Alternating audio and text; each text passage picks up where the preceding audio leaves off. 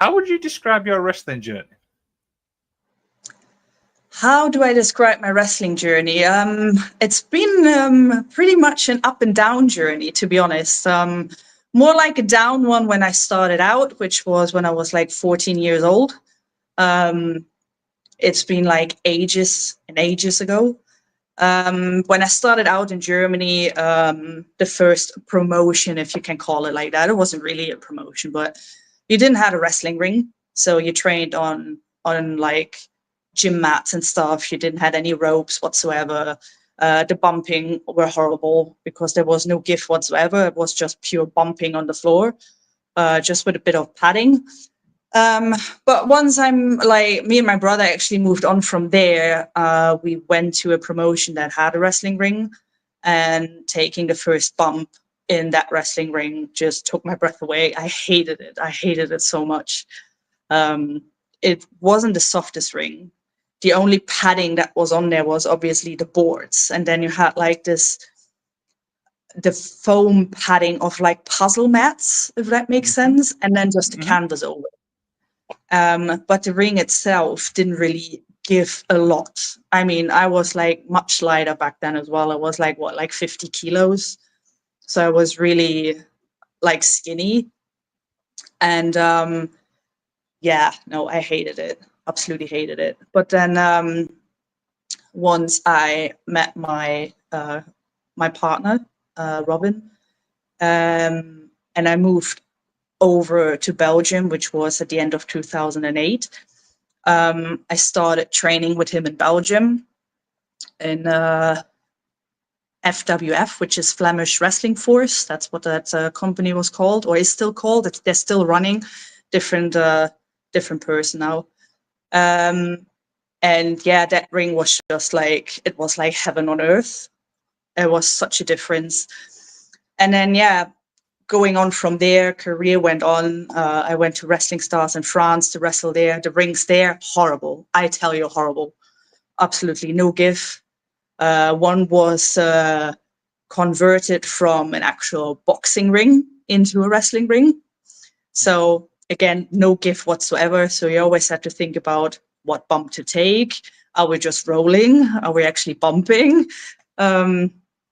Yeah, and then my favorite wrestling ring, and I swear to God, that's just, I think everyone in the UK can agree to that, is the Fight Factory wrestling ring.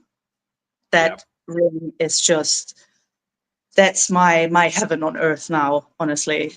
It's such a good ring. Becca takes such good care of it. She's really like precise of taking care of it.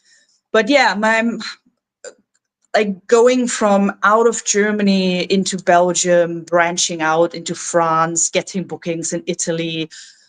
Finland was my very first booking I had to fly to. And then it just went Denmark, Sweden. I went to Spain. I had the luck to go over to the Philippines only for like 3 days, but that was for like Tajiri's promotion Smash, who were in cooperation with, I think, Reina, I think it was. And then having the opportunity to go over to Australia for 2 weeks, doing a tour there with indie girls, and just having all the kind of different chances I had to wrestle in the UK for all-star wrestling. I started out in all-star wrestling, being a manager and stuff. So yeah, my wrestling career has taken me all over Europe, and I could branch out internationally as well. So yeah, it's been good so far, to be honest. Yeah. Absolutely. What's one of the hardest parts when it comes to traveling? Is it like the long journeys? Is it like different time zones or anything? I think the travel is definitely now for me. Back in the day when I was younger, it was maybe like, well, you're just excited to be able to like travel around, see different things, lots of highways, lots of airports. But I think it's the travel. It takes more out of you than people gave it credit. It's okay, like in the beginning of your wrestling journey, because you're still getting used to it. You're just so excited, full of energy. But now it's even driving up to Holland now or to the Netherlands. It's like 4-hour car journey. It just takes it out of me. It's horrible. Hate it. Yeah, I mean, I'm in the UK and I struggle with a 2-hour drive, so I can only imagine how bad it is for 4 hours. Yeah, I mean, you have to take in consideration it's like injuries playing a part. You're not as comfortable sitting down for so long anymore. The getting up earlys, which I mean I'm used to because of my day job I'm having. I'm getting up early anyway. But it's just this in a short amount of time, especially even when we drive over to the Netherlands, and it's like quite far up north, so close to the German border as well, which is just you drive 4 or 5 hours depending on traffic. You have to take that in consideration. You do your show. Sometimes you have to be there earlier because of production run through and all that. But doing your match and then having to get back in the car and having to drive all the way back home. So you get in at home afterwards and you're just like, for me now, it feels like a truck is just driving over me the next day. And I just feel broken. It takes me so long to recuperate after traveling and wrestling now than what I was used to do. So Yeah, absolutely. I want to talk a little bit more from Fight Factory. How did you end up there? From being at Germany? how did I end up there? Oh God, it's been such a long time ago. It just feels like forever. It just feels like I've been part of their like family and team for like so long. But we used to live, my partner and me used to live in Norwich back then, I think it was, yeah. And I think, God, please, if the wife is watching, Becca, I'm so sorry, I cannot remember this, but I'm not sure if it was because they have seen me working for WAW or Bellatrix, or they've seen my work through the internet working for WAW and Bellatrix, but I can't, for the Christ of me, honestly, I cannot remember. But yeah, it's they got in contact and they asked me, I think I'm so sorry if I get this wrong. But yeah, they got in contact with me and basically the rest is just history. They got me in there. I used to work as a heel for WAW and Bellatrix. They, however, brought me in as a face. So they completely just turned my character upside down and said like, oh no, you're going to work face here with us. And I was like, okay, I like a challenge. So I went with it. And because Lincoln and Norwich are not that far from each other, you obviously have fans who are following promotions from one place to the other. So you had fans coming to Fight Factory who were also going to WAW and Bellatrix. So they have seen me do my heel stuff over there and then see me do face with Fight Factory, which was at some points hard to convert the people being on my side because they just know me working as a heel. But I did not change in the way of how I worked. I still worked snuck and contact and all that. So over the time being, I think that's what made them like me, if that makes sense. So my work turned them in my favor. But yeah, as it goes in promotions, you then go from face, you turn heel, you go face again, you might be betweener, something in between. So they just kick you from pillar to post and just go like, run with it. But yeah, now I absolutely love my time in Fight Factory. I cannot thank them enough for giving me the opportunity of doing a character, doing promo work, doing like promo videos that had to do with certain matches or just character work. I have learned about myself so much by just doing different things with working with them. Absolutely, and stuff like that. Now, a couple of people from Factory sent a few questions in. Now, one's called KD. He says, ask her why she's so angry all the time. Why? Well, I'm born angry. I'm German. So there you go. That's your answer. I'm not actually all the time angry. Just he really gets under my skin with the tiniest things. So I'm just really angry at him, because he's a twat. Fair enough. The Lad and Dad podcast, which is obviously the Fight Factory podcast, he says, what's some of your favourite matches or opponents? Sorry, what? What's the question? What's some of your favourite matches or opponents? Oh, my favorite matches or opponents. Oh, there's so many. There's honestly so many. Back from working WIW and Bellatrix, I used to love wrestling with Alex Windsor. We just always beat the crap out of each other, always trying to top each other with any match we had. There's also Queen Maya, which is from Italy. Used to have matches with her in Italy as well over in England. Really hard-hitting woman. Tall, so you had to always adjust on what you're doing. So that was always a challenge in itself. There's other opponents like Dutch, my best mate. The matches we had with each other are absolutely hilarious, hard-hitting. He wouldn't give a crap, even if he's standing against across a woman. He's hitting me as hard as he would hit the guys. And I think that's what I always loved about the fact how I was put into Fight Factory, because I used to wrestle so many guys and no one was holding back. Absolutely no one. And I think that's what I loved so much about it, that they didn't see me just as a woman. They just see me as the same kind of caliber that they were, because I work hard, I hit hard. So Dutch is definitely one. I had lots of interesting matches with Eliza Rue as well. I had interesting matches with KD, you believe it or not, but one of them being a ladder match at the Drill in Lincoln.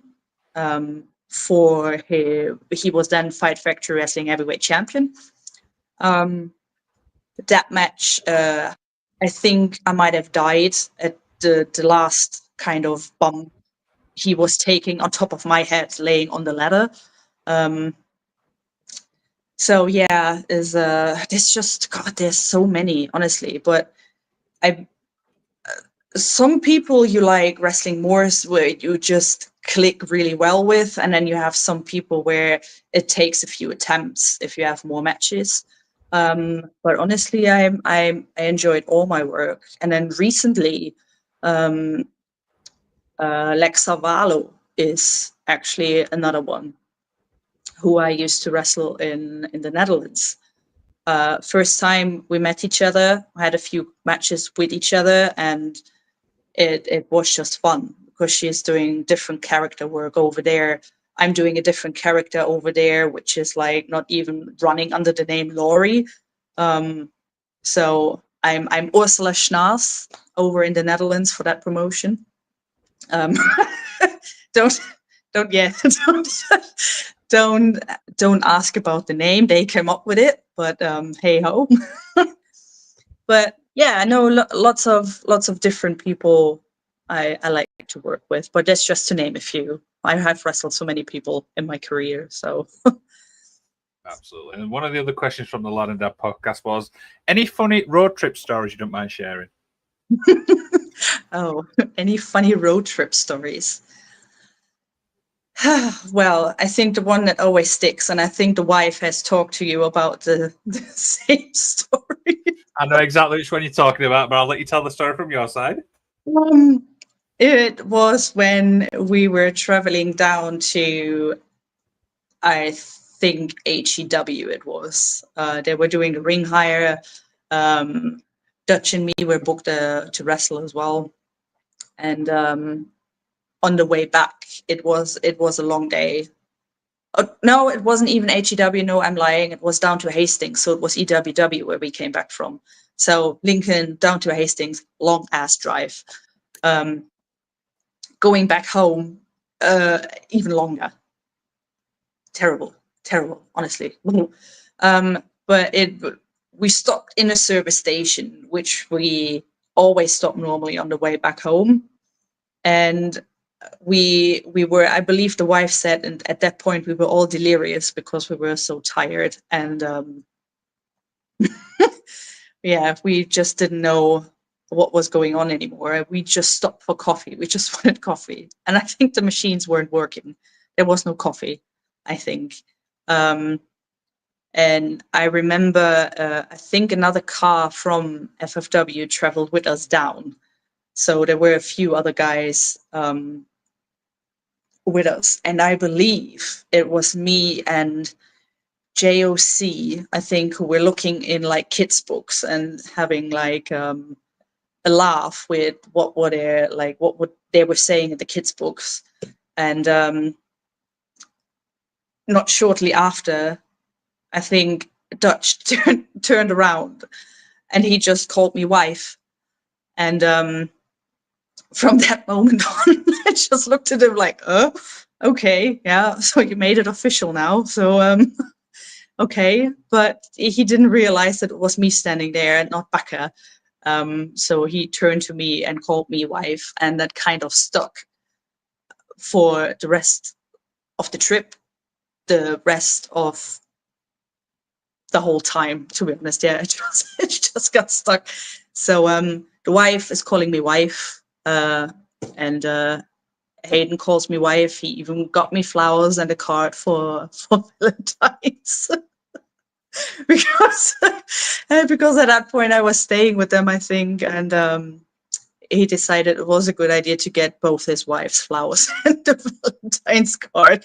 So yeah, that is there. That's one story. And I think there's another one also with the wife and him in the van coming from a ring hire, and that might have been HEW, I'm not sure, but we were so close to Lincoln. It was like maybe like 30 minutes away or whatever, and we had to stop because of a road accident. But the problem is with Dutch is like he cannot go toilet anywhere except home. So he consumed coffee, and well, you know what coffee does to Yeah. So he was it was knocking on the back door really badly with him, and we had to stop, and all he could say was just like, my poop dar is going off. I really need to go to the toilet now. Can we just move on here? So that's another thing that stuck. So there's a lot of jokes and texts and stuff or other situations when driving where his poop dar is going off, and it always comes back up the same story. So there's that. Dutch just strikes me as like a joker. Is that fair? Yeah. Honestly, I don't know what to say. I really don't know what to say. Oh dear, when Dutch watched this, I have no idea what he's going to respond with. He doesn't mind sharing the stories. I mean, he shares stories about me as well to like other people. I mean, there was a story I can tell you myself because it's a story that always comes back up. We were filming a promo in their gym, which involved me and Damien Valentine, and he just recently, basically, we were a tag team, and we broke up. So I basically broke up from him because he just like could not win any matches for us. I think that's what it was. Anyhow, so we filmed this promo, and we had guys coming in to keep us apart. And at one point, and it's not on camera anywhere because I think they pushed the camera off already. I got out of the ring and I got stuck on the bottom rope, and I literally just tumbled all the way to the floor on a crash mat. So all of a sudden I was just gone from the ring, and everyone was just like, where's she gone? And I'm just laying there absolutely pissing myself because I was laughing so much. Dutch couldn't anymore. He was laughing so bad. It just took forever to get over this. But yeah, I just tumbled out of the ring because I got stuck on the bottom rope. So Yeah, as I you don't even do. know. Yeah, I don't even know where to go anymore. Do you know what I mean? We're 20 minutes in. We've been talking about absolute coffee, wives things. I don't even know. It's chaos. Honestly, if we're together, it's chaos. Something is always happening. Absolutely. So the next two questions actually came from my sister. Weirdly enough, she sent me these questions, which it's very rare she does, by the way. So congrats on that one. Oh, So it's a yay. two-part. It's a two-part question. So the first part was, what inspired you to become a wrestler? What inspired me to become a wrestler? My brother. To be honest, my big brother did.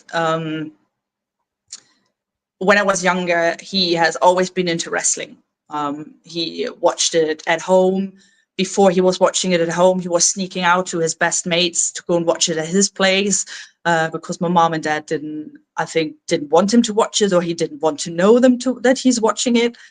And then he got, like, every month he got a pro wrestling magazine sent to him, which was all about WWE, Japan, Europe stuff, mostly like German stuff, what was going on there with like Da Big Stop and GSW and all that. So, which was always interesting for me to read because you read then the names of like Wesner and Blue Nikita, which were like the two top females in Germany back in the day when I started out. And then you had like Alpha Female joining them. So there was like the three of them in Germany.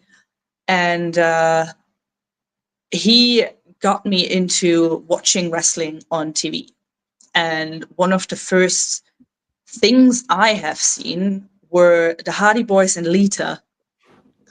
And just because of how different they were to all the rest, I just fell in love with them. I love the fact that it was a tag team that had a woman with them on the side.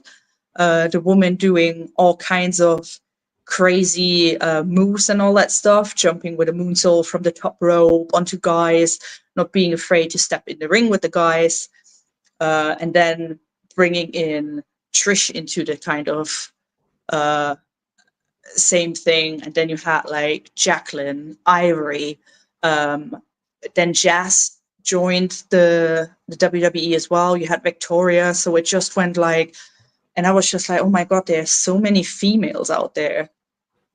I wanted to do the same thing, and that's basically how I got into wrestling. It was through my big brother, bless his heart.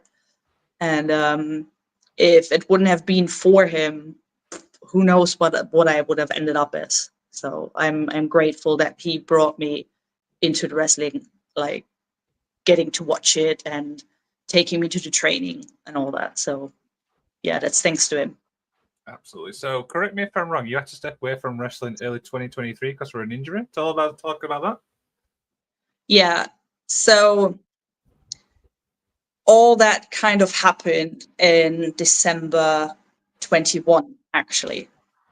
So 21 started out like the whole year in itself. Towards the middle of the year, I was contacted as well by WWE for a tryout, which I had. I did have the tryout with them. I went for 3 days down to London. And then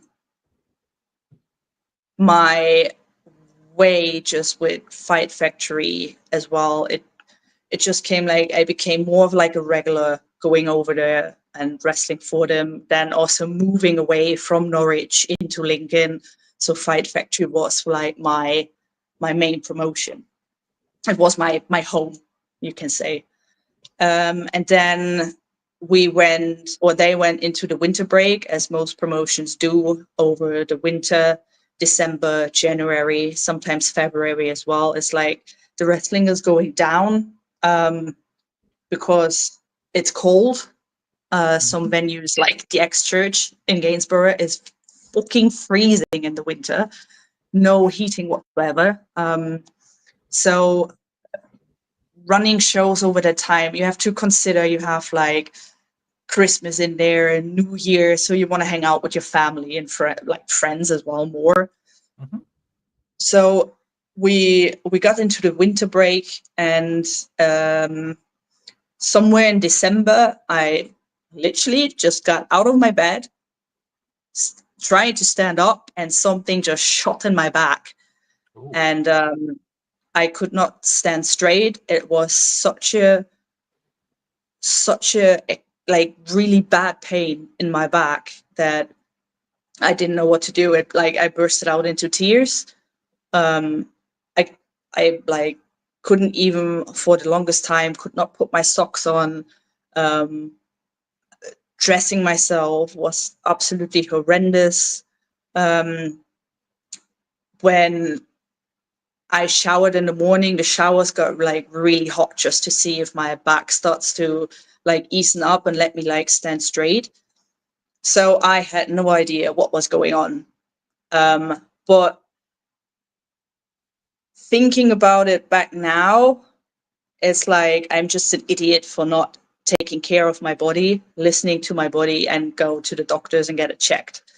I was like, that would be all right. You know, can happen sometimes. Something like pops out, can pop back in. But unfortunately, with me, it didn't. So I got this pain from my lower back running all the way down my left leg, 24/7. I could not sleep. Um, I I was crying a lot because of the pain. I got really angry because I couldn't sleep. So I was like not having any sleep, being really tired, sitting with the pain constantly. But as dumb as I am, I didn't tell anyone. The only person that knew about it was Robin, obviously, my partner. So I still wrestled all of 2022 in pain, not being able to perform to my normal percentage I perform to. I always give 110% in the ring. I couldn't. Every bump I took hurt so much, and getting back up from once you take the bump with having the problems that I had made it even harder. A lot of people say, like other wrestlers and stuff, when I talk to them after the matches, did you realize something was wrong with me? They actually said like, no, you couldn't tell. So I was like, okay, it's sort of a good thing, but in my mind, I was just too proud of myself how far I have come, and I didn't want to let any injury like knock me back down. I have worked too hard for where I was. Also, 2022 being the year where I became FFW heavyweight champion, so the first woman to run with the title. I didn't let anything stop me. And I was like, no, even if I have to work through this pain, I don't care. This is like a big deal for me. It's a big deal for Fight Factory Wrestling. Being one of only a few women in that time to actually be able to hold the main title of a company and just run with it for a few months. Yeah, my pride was more important than my health, if that makes sense. Mm-hmm. And because it didn't get any better, I did go to my doctors, and I told them about it, but it was still sort of like, how to say that, like the end of Corona. So COVID was still a big thing, and my doctor wouldn't see me, not face to face. So when I called them and I told them what was going on, they were like, "We're not seeing you, but here have a month-long painkillers like thing you can take to see if the inflammation goes down, if the pain goes down." And I'm telling you, they were heavy painkillers, like really heavy painkillers. They made me so woozy and so out of this world. I didn't like it. It didn't touch the pain whatsoever. I was still sitting with the pain 24/7, and they didn't even take the edge of it. So I took myself off it, and I said, like, I'm not doing this. And I called my doctor again, and I demanded that they were seeing me. I literally told them, as like, you need to see me to be able to actually make a decision on what is going on with me. And they did. And once they have seen me, they realized, like, I couldn't lift my leg. I had no reflexes in my left leg, or like really barely. They were like, "Oh, this is actually like worse than what we expected." And I was like, "Oh no, shit." So I'm trying to like tell you this, or like trying to tell you this for like weeks, and you didn't listen to me. You just gave me painkillers and said, like, go on with it. So they booked me in for an MRI. So I got that done. First one had been postponed because the mobile unit broke down, so couldn't get there on time. So the MRI had to be rescheduled. And then once that was done, like a few days later, I got the results, and it just told me that I have a slip disc in my lower back, pinching on my nerve. So which gave me sciatica really, really badly. Jesus, yeah, I know how painful that can be. Yeah. So I never had this before. Everything in my wrestling career, I've never broken anything. I've never needed to have any surgeries. Well, broke anything because some of my teeth are broken, but not like any major surgeries or injuries like some other wrestlers have. So I've always been really, really lucky with how that went. But having this sciatica problem and then wrestling all through 2022 with it did not make it any better. So it came to the point where I had to make a decision.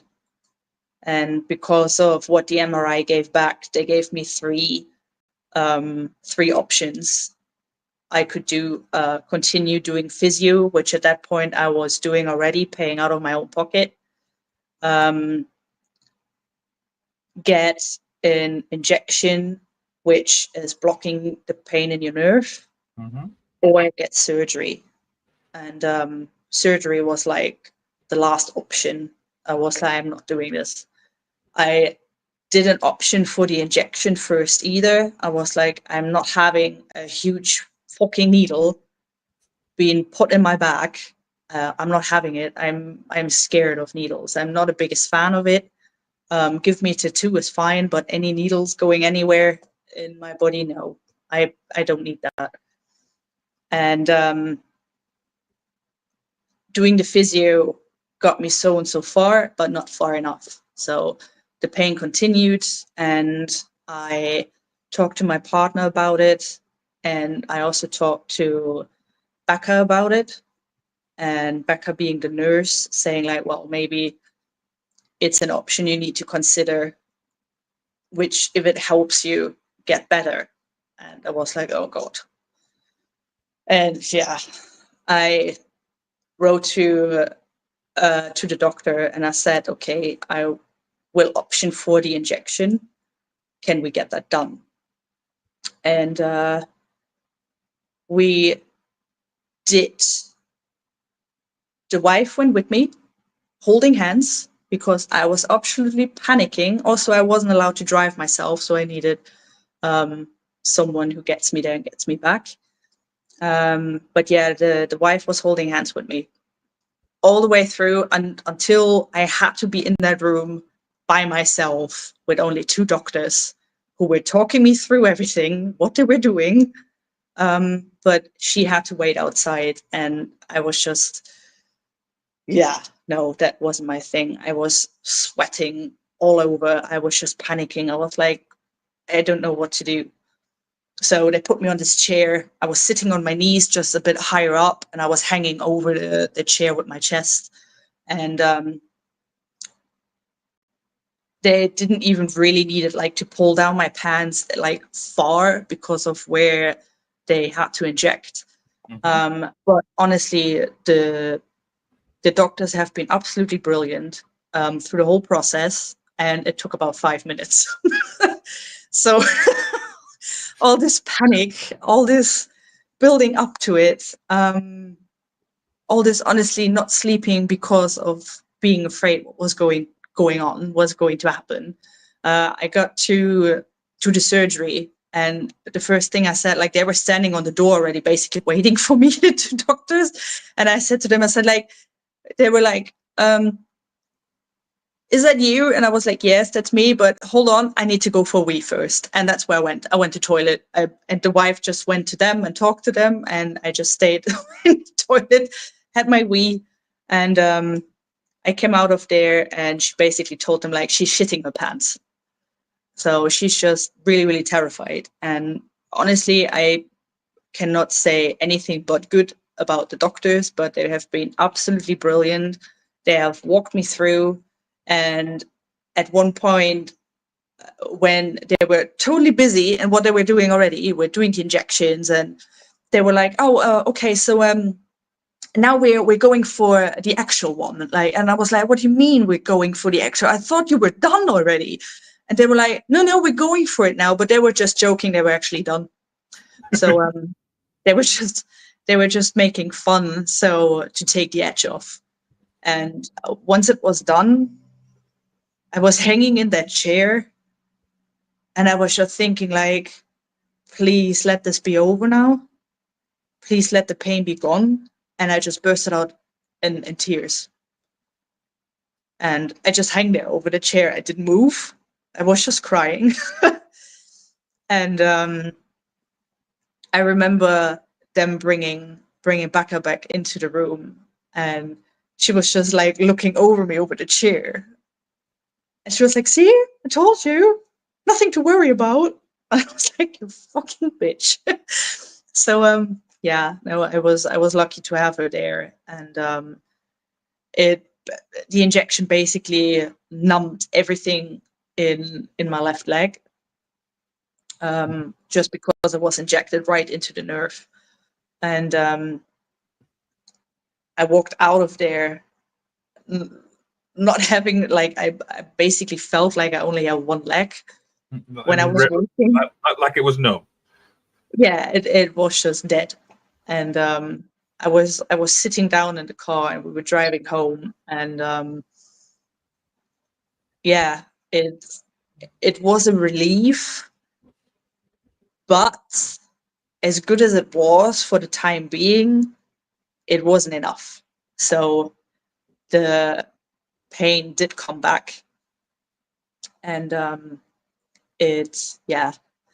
So I think I got the injection in, I think, February 23, I think it was. And I think March was my last match for Fight Factory, as well as being my last match as heavyweight champion, because I lost the championship to Flex Buffington in a cage match with a fucked up back. So yeah, that was my last match. And then at the end of April, I think it was March, might have been earlier as well. I can't properly remember anymore. But yeah, at the end of April, I moved back to Belgium as well. So to be with my partner again.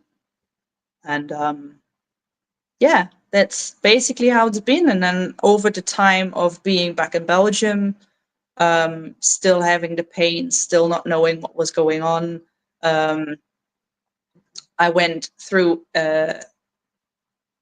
Robin actually got me to an osteopath, I think it was, yeah, and she was helping me through a few sessions. Seeing I couldn't bend over and touch my toes or anything, or when I was bending over, I was really going through my legs, so they weren't like straight, so she could see that there was something going on. And she done some dry needling on my back, and believe it or not, it helped.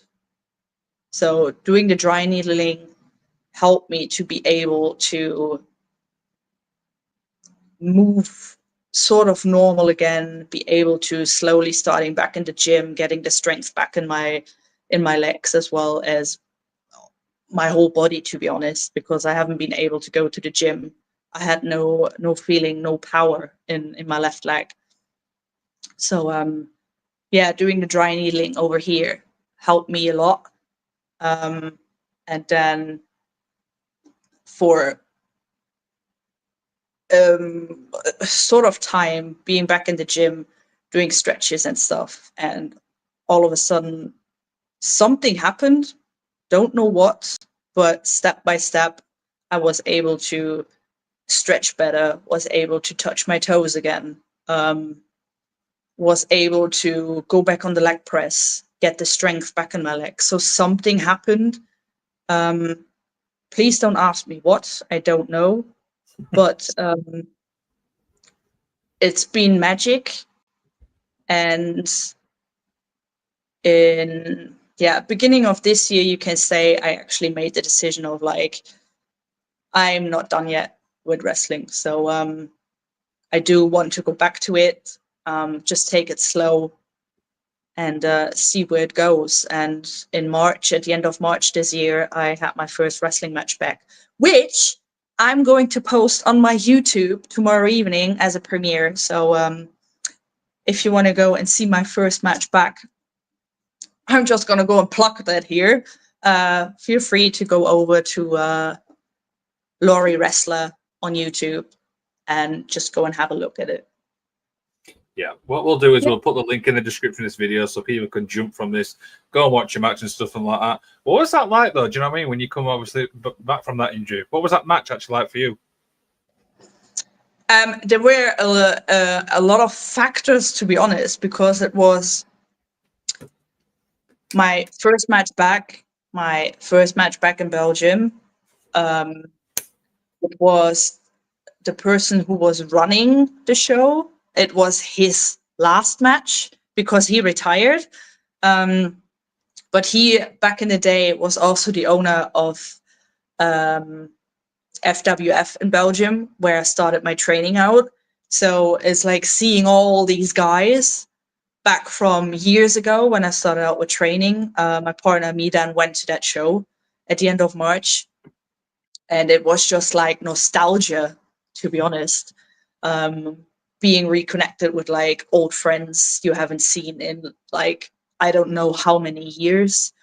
It was, having as well the TV crews there, because there was a TV crew there who were filming a whole kind of thing about the show. They followed some wrestlers of the show, including me and my partner, outside of it. So we had a film crew here at home. We went with them to the gym, and they then filmed the show as well, to have all that content for like you can say like the documentary they're going to bring out later in the year. So yeah, it was surreal because all I could think about was like, what if something goes wrong and I'm in the same situation that I just came out of. So yeah, having to wrestle a girl as well I haven't wrestled before, was just like, okay, is she going to take care of me? I know I will take care of her, but is she going to be able to take care of me in the ring? And yeah, it just felt like such a relief to take like the first bump somewhere in the match. The first bump happened and I was just taking it and thinking like, I have no pain. there was no pain. And I was like, okay, I can do this. So the rest of the match just went on. And after the match, I was just like, yeah, I have no pain. I was just really, really relieved. And that definitely then made my decision even easier to say, like, right, I am not done yet. So guess who's back? Lory the bitch is back. So yeah, I'm back into wrestling.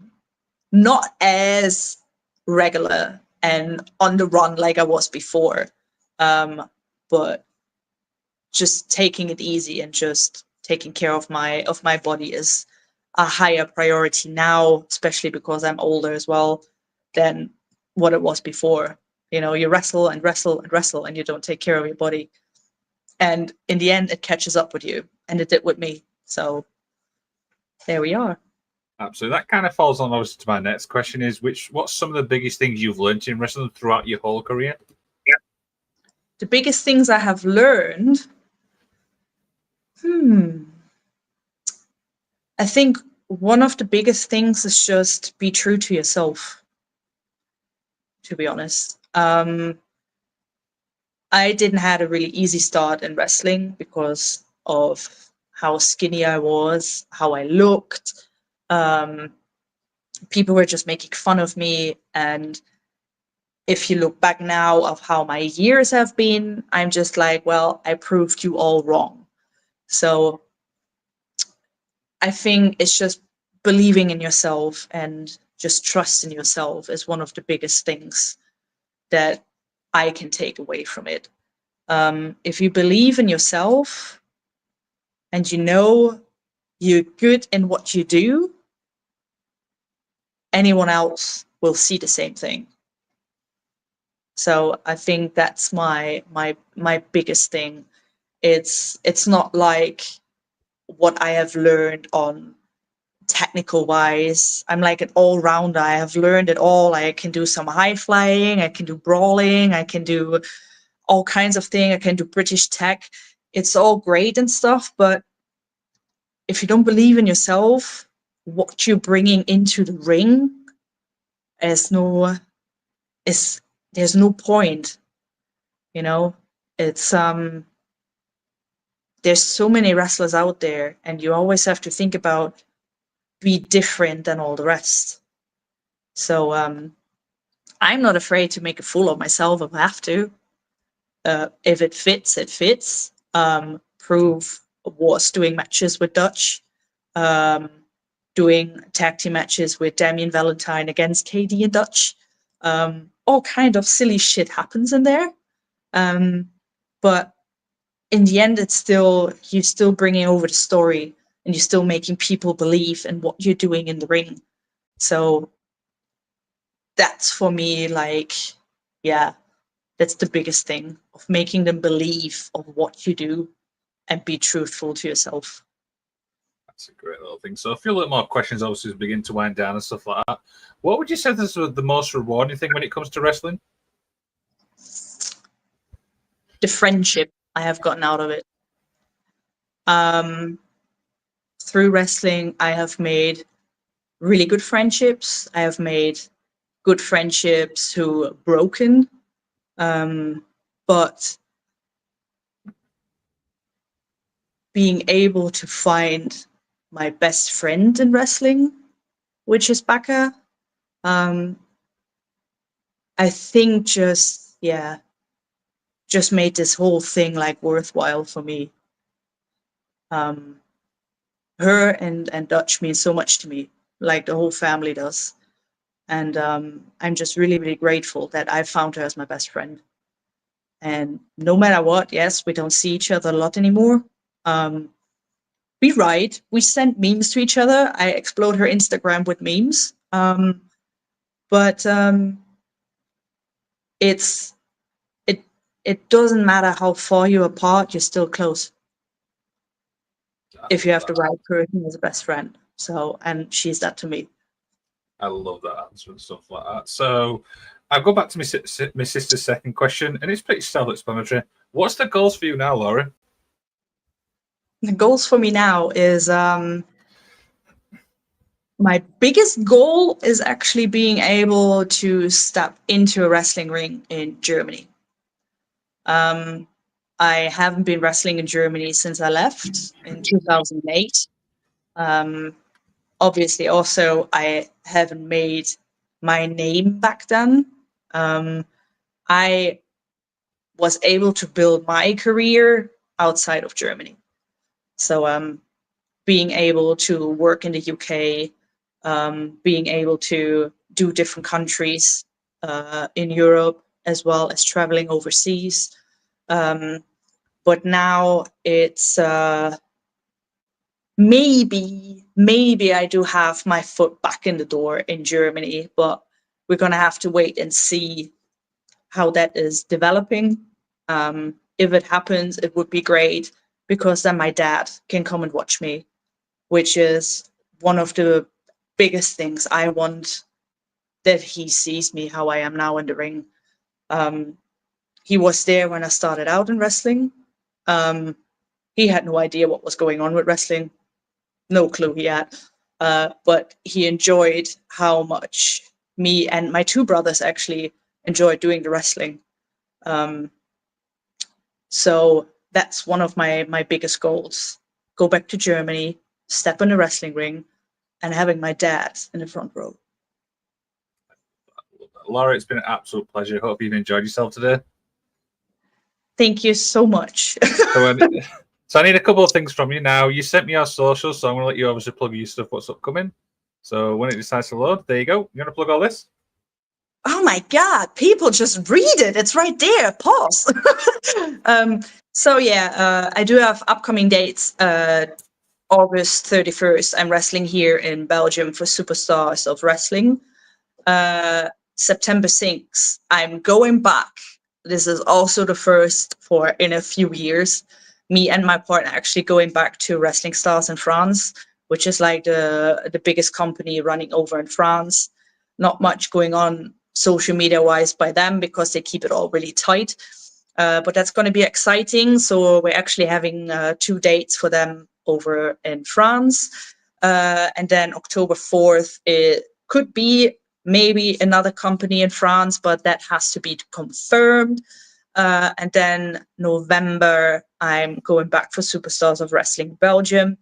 In that time, somewhere in between, there might be popping up some things over in the Netherlands or not. Who knows? And then all my socials, Instagram, follow me at Lory Pro Wrestler, X / formerly known Twitter, follow me at Lory Wrestler, Facebook, Lory Born Angry, just add me as a friend. And then YouTube, go over to my YouTube channel tomorrow evening at 8 p.m. European time, which is my time, which will be 6 p.m. UK time. My first match I had back from injury will be premiering on my YouTube. And then if there's anyone out there, I'm available for bookings. Feel free, only one Lory@gmail.com. Send me an email or contact me through any of my socials and we will get in contact. 100%. We'll still put the link, obviously, to your match, obviously, in the description so people can jump from this to watch it. One final thing to end this show is Dutch and Rebecca's probably going to watch this, so I'm going to let you send a little message to these and I will end the show. Right, wife, husband, if you're watching, I love you so much. I hope to be able at some point to come over to the UK again. At the moment, nothing being put into stone, as well as having day jobs sucks. So I love you to pieces. Keep in contact with me. You know, I love you and I will keep sending the memes. Love you guys. That's a great thing to end on. I love